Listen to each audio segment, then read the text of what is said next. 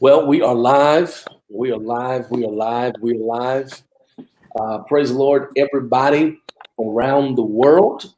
Those of you that are tuning in, we're going to give you just a moment to join us and to make sure that you are sharing this conversation and this discussion.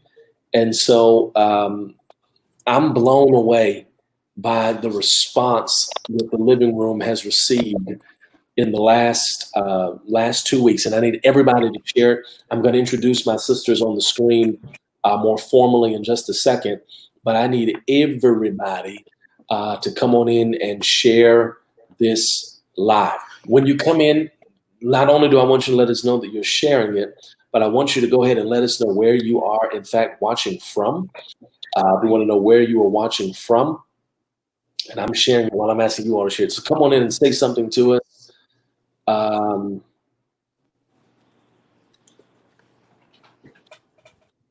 sharing it. Okay, I have shared it. There we go. Whew. Ayana, what's up, girl?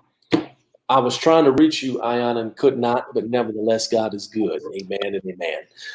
Come on in, y'all. Where are you? Right. Where are you? That is the question that I have as well. But nevertheless, and look who's here. Courtney. What's up, Courtney? Now you can respond, but amen. Nevertheless, Regina from Detroit, so good to see you with us. Everybody share. Jay Carroll from Alabama, so good to see you with us. Ayana, I'll check my phone when we get off of here, but nevertheless, you and apparently Courtney are on sabbatical. Courtney said she'll be back next week. We'll see. Pastor Eric George Vickers, good to see you, man. We went to school together at Morehouse College. Glad to have you with us tonight. We need to have a very important conversation, and I'm giving you 60 seconds or so to get in here. Brianna, yes, we are a family, like a giant tree, branching out. To the sun, I don't know, but nevertheless, amen. Craig Robinson, so good to see you, man. Always a pleasure to cross paths with you. What I need you to do, is make sure you have shared this. We're going to have a very real conversation, and the title, I think, really says it all. What happens when you are saved and angry? What happens when you are saved and angry? Minister April Cheney, glad to have you on real quick. But listen, let's jump into it. But first, before we do any of that, I want to make sure that you know who these wonderful young ladies are on our screen. They are all part of the Faith Covenant Church family, and I want to give them a chance to give you their names and introduce themselves. Let's start and go clockwise. From my screen, I am at, we'll say 12 o'clock, and then looking over at 1 o'clock, who do we have in that blue sweatshirt? Would you introduce yourself to the people real quick? Hi, everybody. My name is Shaquavia. I live in Atlanta. Bishop Mark A. Moore Sr. is my bishop. Faith Covenant Church of Jesus Christ is my church home. I'm happy to be here. Thank you. That you struggled to get it out, but I'm glad it came on out. Are you okay? Amen. Let's go. I'm going on today.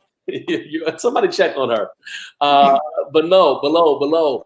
Who do we have in that Brooklyn sweatshirt? Introduce yourself. What's up, everybody? My name is Brittany James.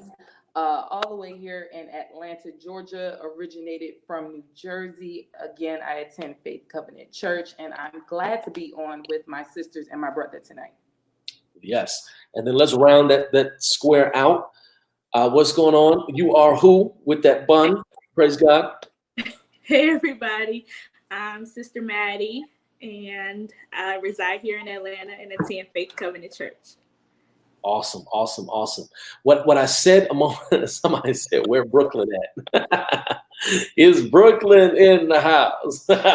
Yes. Why are they So here's what I was saying a moment ago, and I mean this thing for real. I am completely blown away, and I mean that thing, by the response that we have had to the living room in the last 2 weeks. Now, let me bring everybody else in because we know we have people watching from all over the place.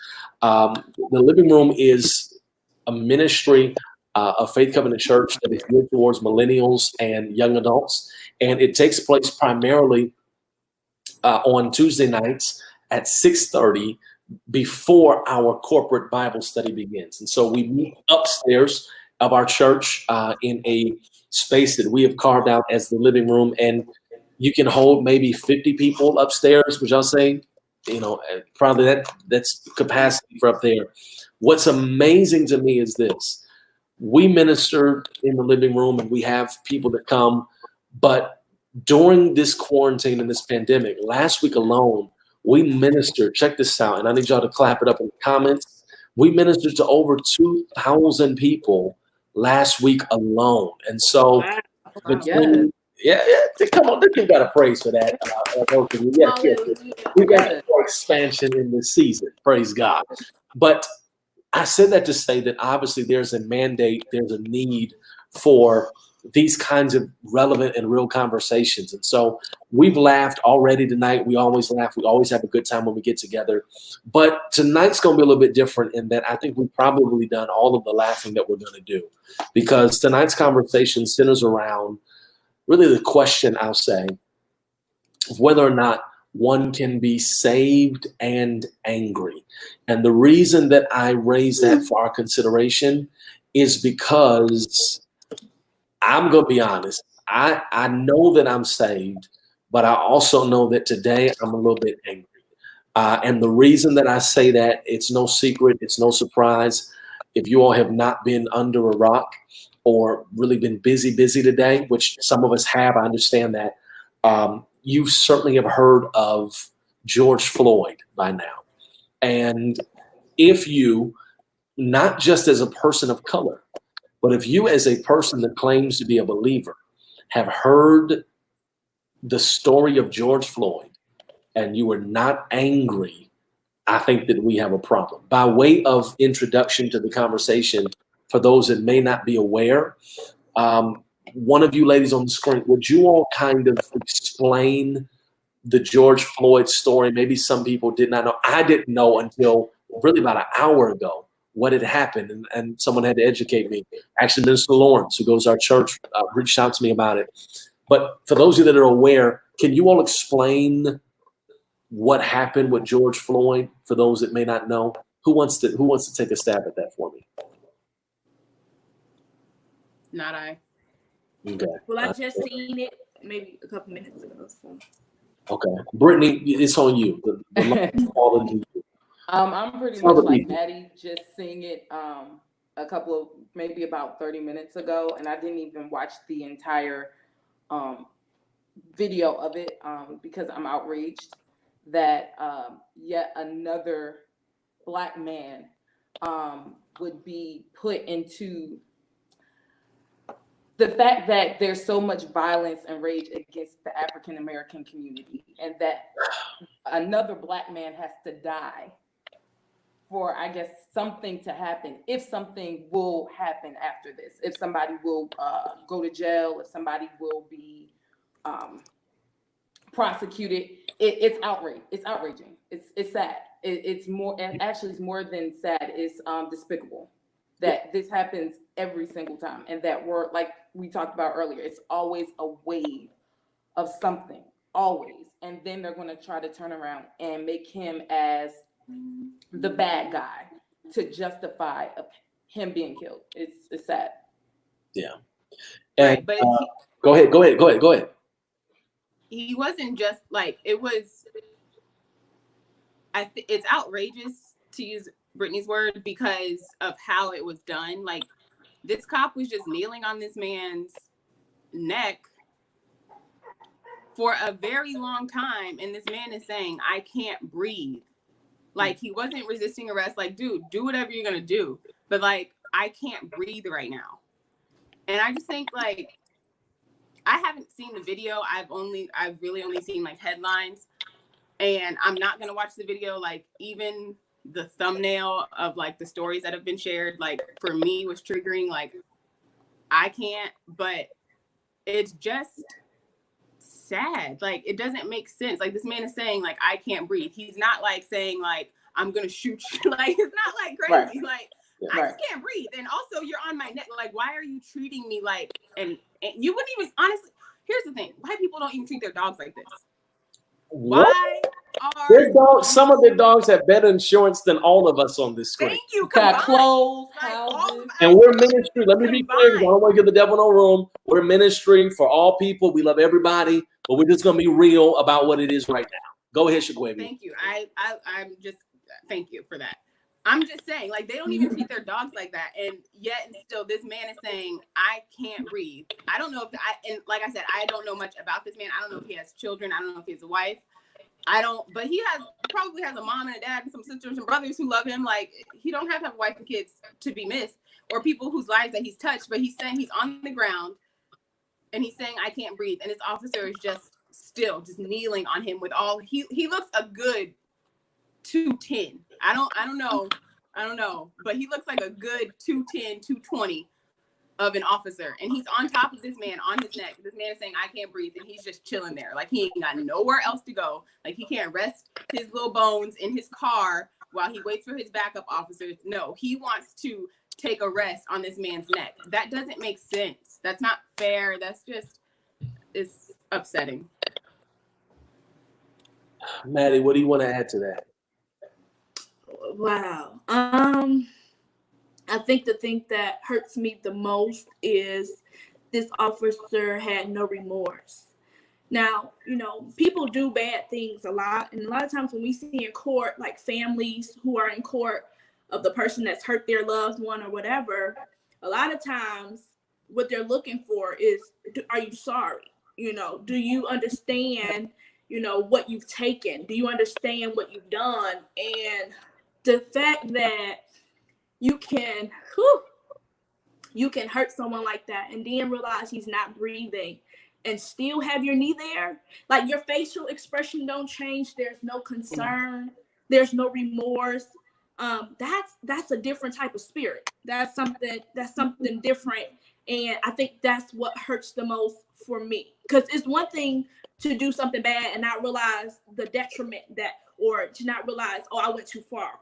But it's another thing to realize I went too far and I don't care. That's hurtful. That's hurtful. Yeah. Brianna asked the question, wasn't he already in handcuffs? Absolutely. Yeah. Yes, well, Yeah. And here's one thing that we said before we came on. We talked about the fact that these things tend to happen in waves and in cycles. And it's almost as if a spirit has been released, of once again, unrepentant, unremorseful execution of the color. And that's troubling. The question then becomes, we've identified what happened, and we're not ignorant concerning the enemy's devices. What's going to happen, and I'm not even prophesying. The Bible says we prophesy and probably know in part. Here's what's going to happen. Mm-hmm. They're going to find something from 20, 30 years ago, 1985. They're going to go to his high school, and somebody's going to say, he smoked weed one time when we were in school. They're going to do something to portray the dead man. Yep. The real victim. They're going to make him the bad guy. Because whenever it's someone of color that dies, for some reason, they always find a way to make it our fault that we died. We killed ourselves. Right. Yeah. Shaquavi, you had your hand up? And then, and this is a different instance, but has anybody heard about the Amy Cooper story in Central Park?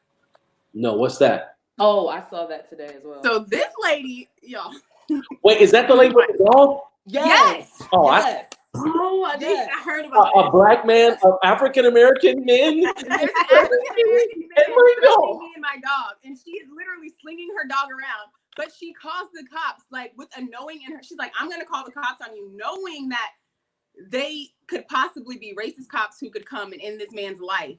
And she just didn't, speaking to what Maddie said, she just didn't care. Like, it's I don't get it. And if I could just understand, I'm not saying it would make it okay, but maybe it would make me feel better. Maybe it would make us feel better. I don't know. But what are you thinking to say that, like, to think that that's okay, to kneel on a man's neck while he's saying, I can't breathe, to think that's okay, to look at a black man who's telling you to pick up your dog's, stuff.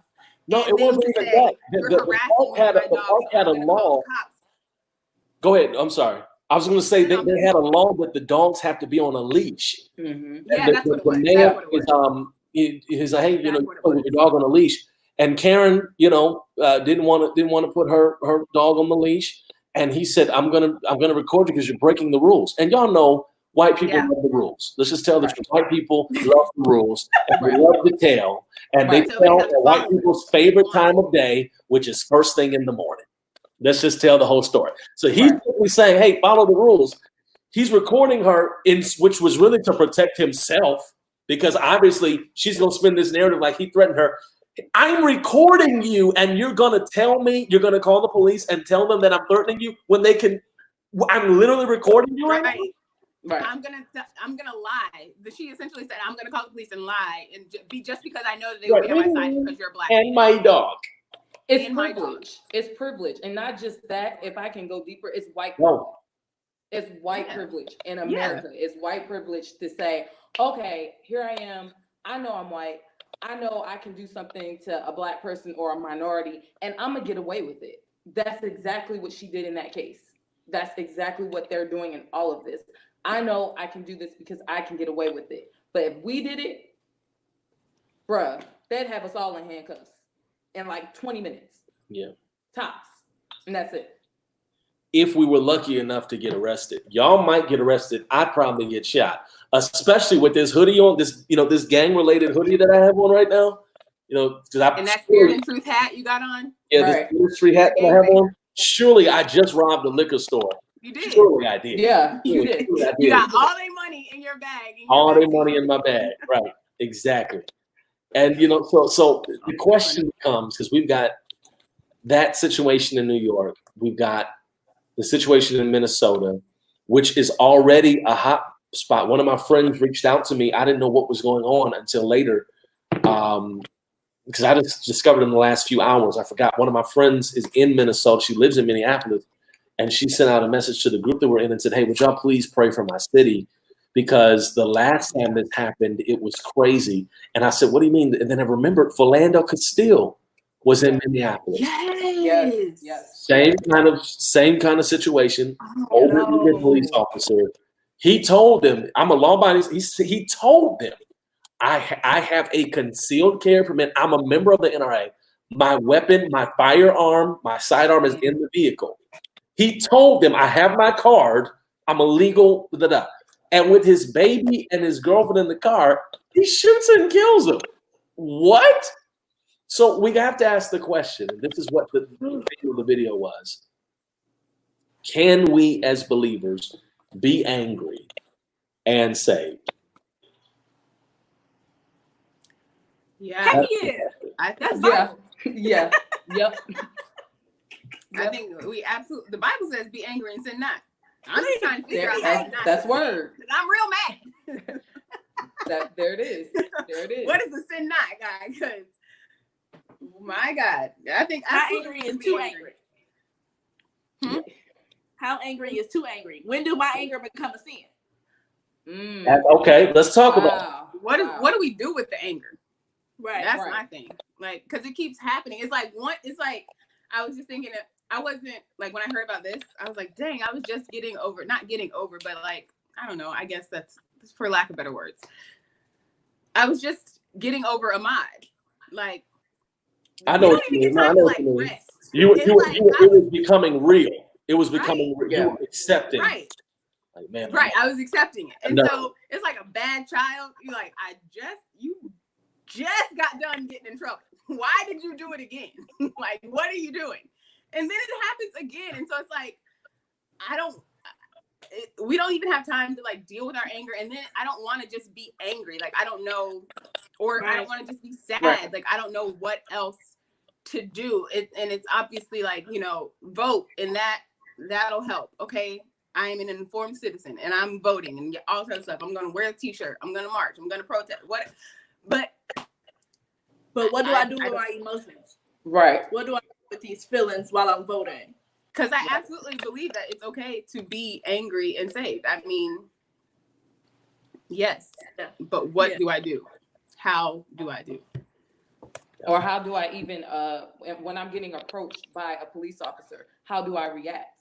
Mm-hmm. How do I? When I see a white woman in the store, how do I not have a vomit come in my throat? Let's give Shaquavi a minute.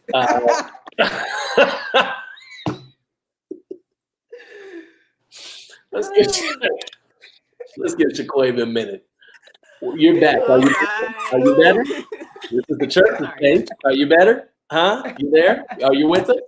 All right. I'm good. Okay. Let's press it down. Press it down. I know. I'm just saying. Press it right on. Let's press it right on back. But no, I think I think you're asking real questions. And here's what I think. Let's bring this thing full circle. I think that we have to keep in mind that we have a right to be angry. We are allowed to be angry. Let's dismiss any tension. Here's another thing that angers me. Some of our brothers in the white evangelical circle who have so much to say about the value of human life. They have so much to say about being like God and being Christ-like. They have so much to say about that. It's amazing that the only time they care about human life having value is when it's time to discuss abortion. But they have no regard for human life when it's an innocent person of color that's executed, because that's all you can write that off as, executed by the state, essentially. And so, we have all of these systems in place. And so some would suggest that, just obey the laws of the land. And, if he wouldn't have been doing something, here's how we rationalize stuff, how we as in people, if he wasn't doing anything wrong, they never would have stopped him.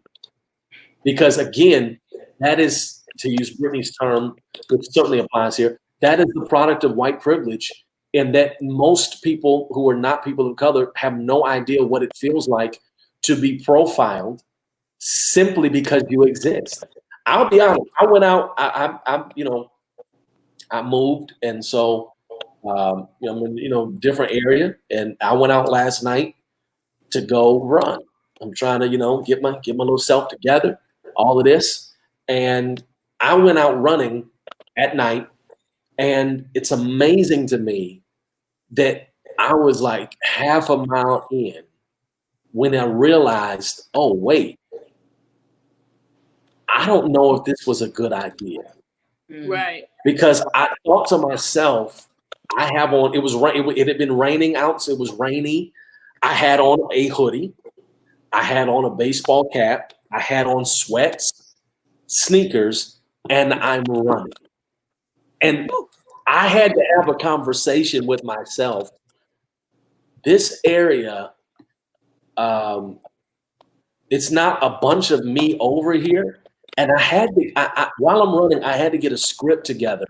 If I'm stopped, don't put my hands in my pockets.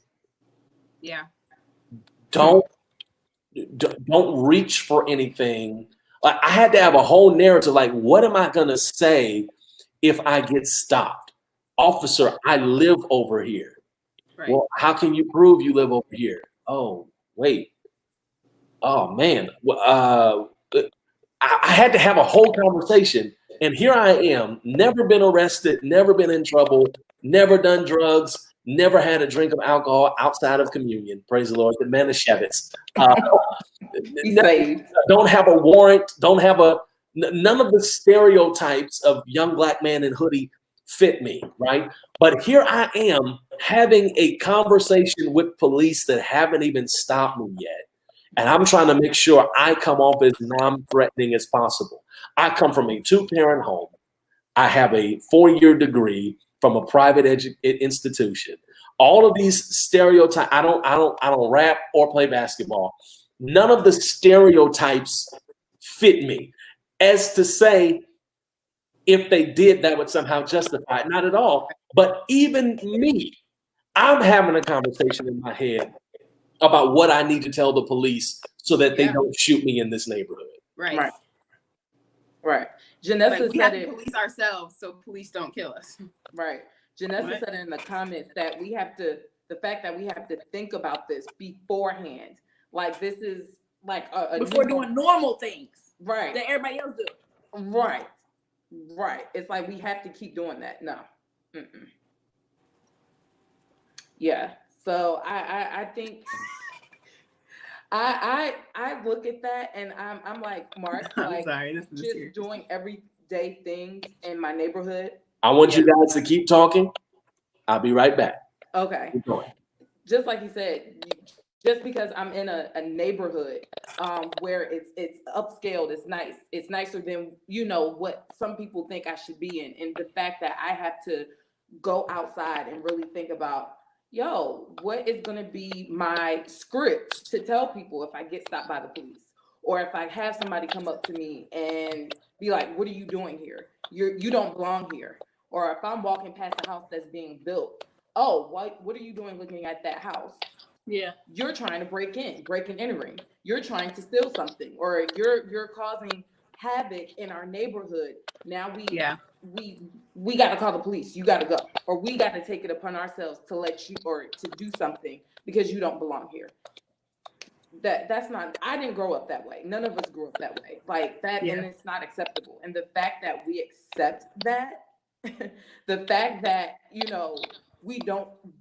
I'm not gonna say we don't do enough, but the fact that we, like Shaquavia mentioned about the voting, how we don't go out and do our part. It's like, enough is enough. When are we going to do something about it? And when are we going to hold our evangelical brothers and sisters accountable for it? No longer can we just keep sitting in the same sanctuary, serving the same God, loving the same God, and not say, hey, it's something wrong with this. It's not acceptable. No. I think you made a good point about belonging. I think that's the ultimate. I think ultimately that's what we're fighting.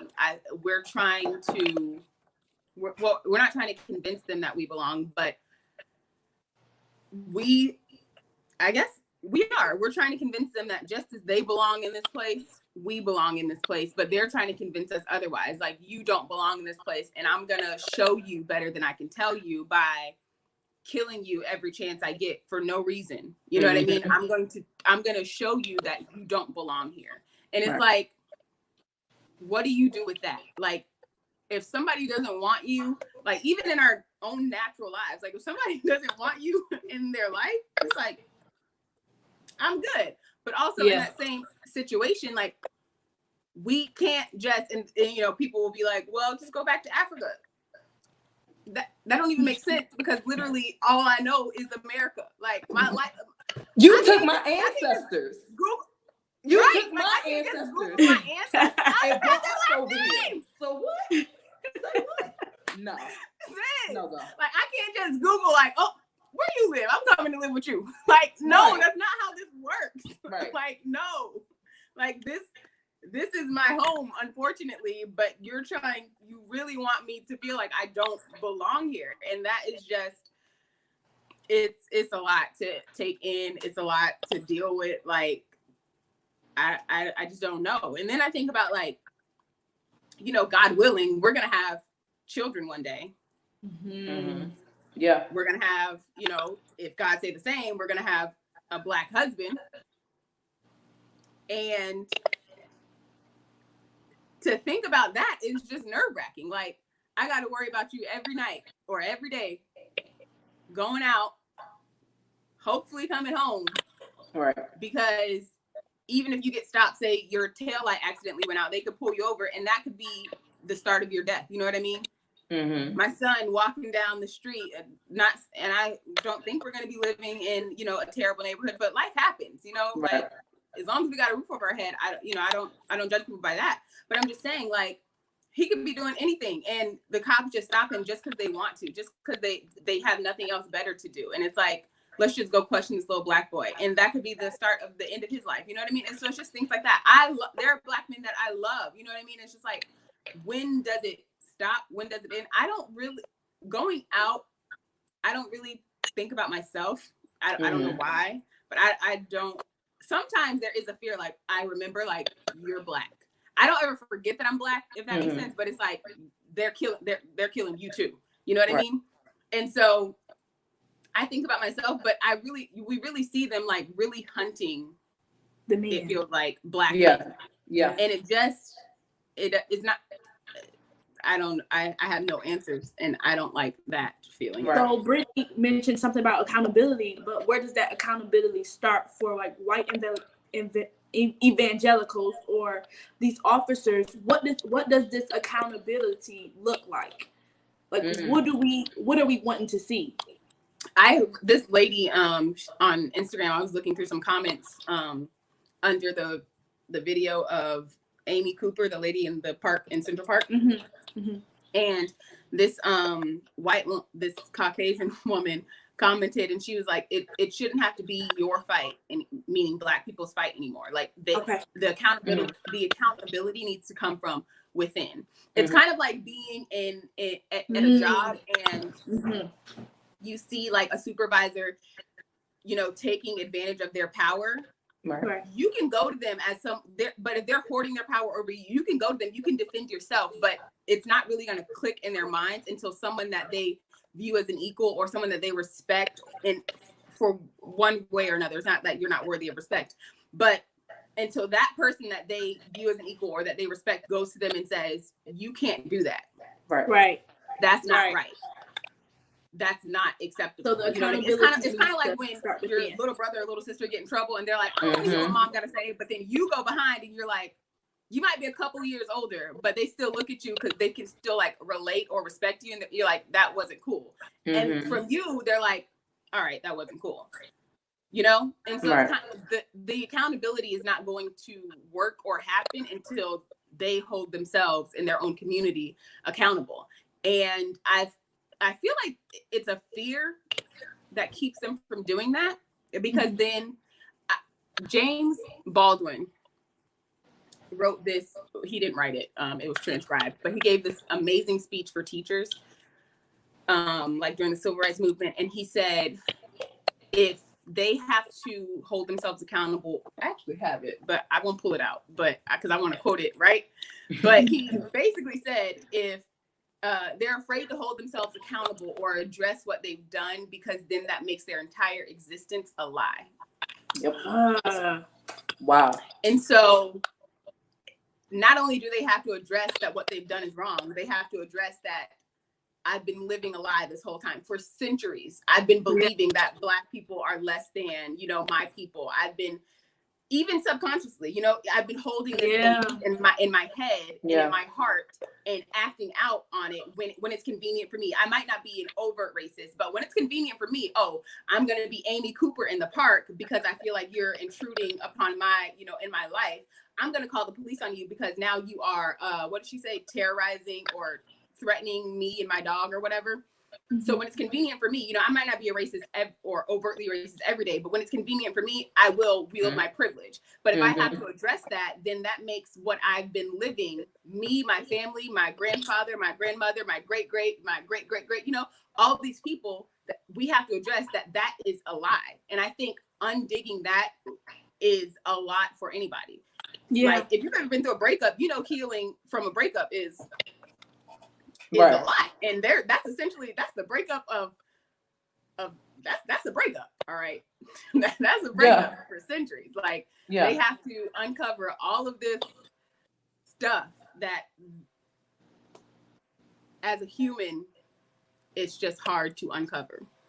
And so I understand that, but I don't give that a pass. I get that that's a reason, but that's not an excuse. Like it doesn't do anything for growth right now, and it doesn't do anything for growth in the future. But I think, to answer your question, Maddie, that was a long way to answer it, but I think the accountability is going to have to happen when it comes from within.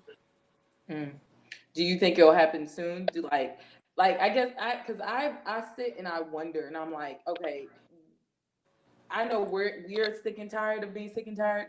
So are you all sick and tired of being sick and tired? And girl, step in. Like it's like, when do you step in? Like I love my evangelical brothers and sisters. I was in the evangelical church a little bit my freshman year of college, so I love them dearly.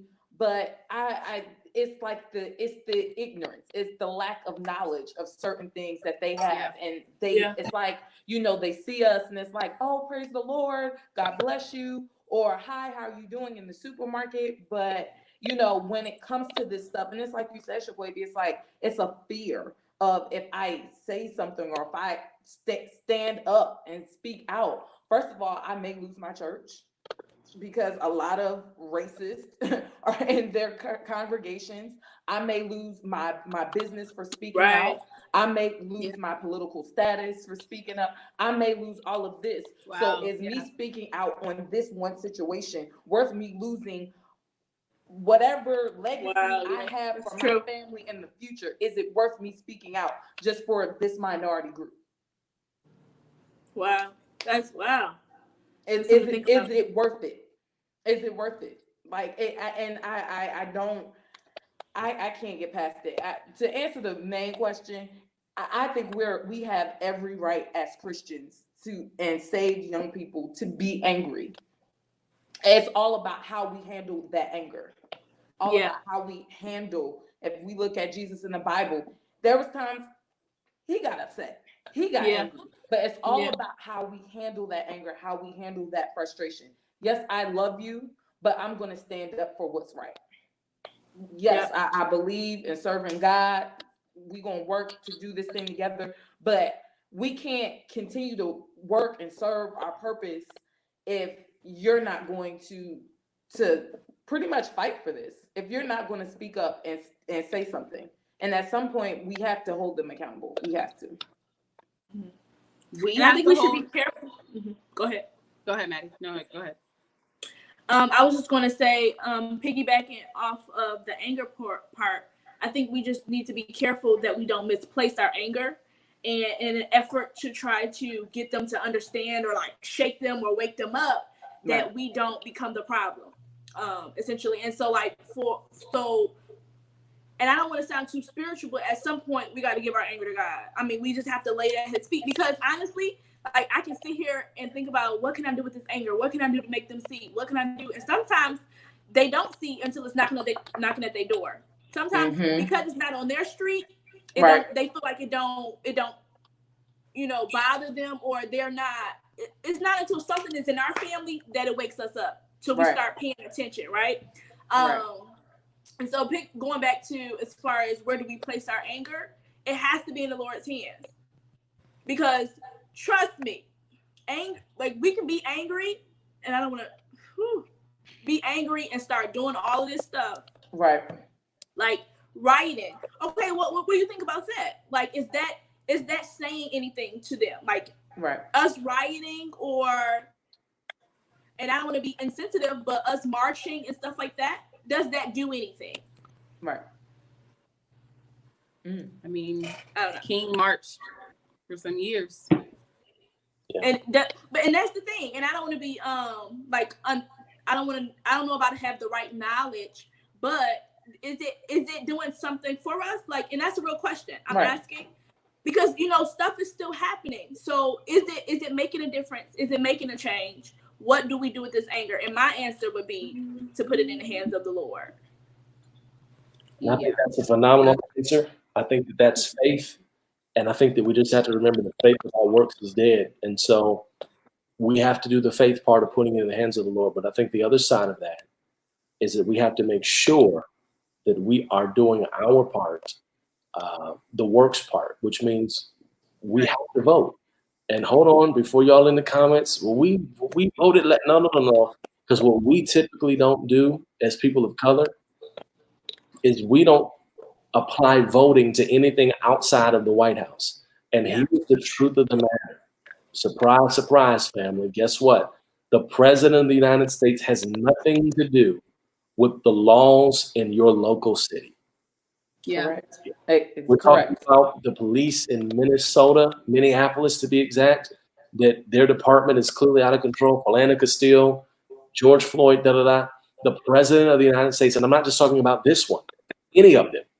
The president has nothing to do with the laws of your local municipalities and your local cities. You got to vote not just for the president, of course that matters. You got to vote for your sheriff. You got to vote for your county officials. You got to vote for your state officials, because those are the ones that have real direct impact on the quality of your life where you live. So our challenge tonight is that you can be angry. You should be angry. Let's be very clear. You have every right to be angry, but don't sin. Don't get out of character. Don't lose your witness. And let's make sure that we're doing everything we can to make change and affect change. And at the end of the day, what our votes can't do, prayer can. So let's be prayerful. Let's be consistent. Love y'all. We're praying for y'all. We'll see y'all soon. Take care.